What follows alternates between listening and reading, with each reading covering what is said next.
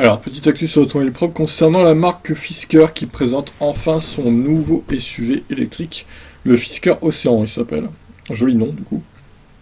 Arrivant tard par rapport à sa rivale californienne, le Fisker Ocean est le premier modèle 100% électrique du constructeur américain. Attendue en 2022, elle proposera environ 450 km d'autonomie. Il y a 10 ans, la Fisker était déjà présentée comme la marque censée rivaliser avec les modèles Tesla. La Karma, hybride à prolongateur d'autonomie, existe encore au sein d'une marque à part, mais l'avenir est tout électrique. Oui, alors je me demandais justement la différence entre Fisker et Karma, si les deux étaient la même chose ou pas. Et là, on a la réponse non. Du coup, Fisker est à part, Karma est à part. Donc c'est bon à savoir. Si on a vu disparaître le projet de Berlin Emotion prévu pour 2018, le premier véhicule sera finalement un SUV, l'Océan. Avec ce patronyme, le constructeur confirme ses inspirations puisque l'Atlantique et le break Karma Surf étaient dans ses cartons en 2012. Ce SUV de 4,64 m de long aborde des lignes simples et tendues avec de larges bas de caisse noirs. Le faciès à grande grille intérieure et le diffuseur arrière sont presque intimidants. Par contre, on ignore si cela se traduit en performance, aucun chiffre n'ayant été communiqué.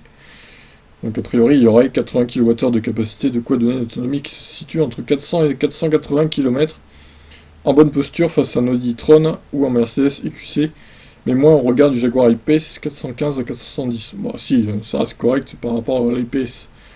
Par contre, oui, modèle Y, ça sera un peu moins bien, qui lui sera entre 480 et 540 km. Le toit à panneaux solaires du Fisker pour augmenter le rouage zéro émission jusqu'à 1600 km par an. C'est pas mal.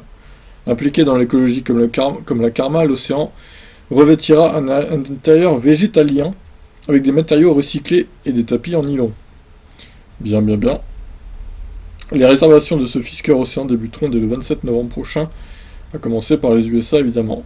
Les premières livraisons démarreront seulement début 2022. L'Europe suivra rapidement. Les prix d'accès seraient de 40 000 $, à confirmer lors de l'ouverture des commandes. C'est pareil peu, hein, niveau argent, 40 000 $, pour une batterie de 80 kWh.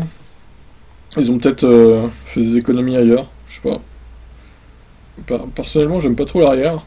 Après, bon, c'est question de goût, je pense. L'avant, ça va. L'arrière, un peu moins. On n'a pas les côtés, c'est dommage. Donc voilà, bon, en tout cas, un SUV de plus, mais qui viendra seulement en 2022 par chez nous.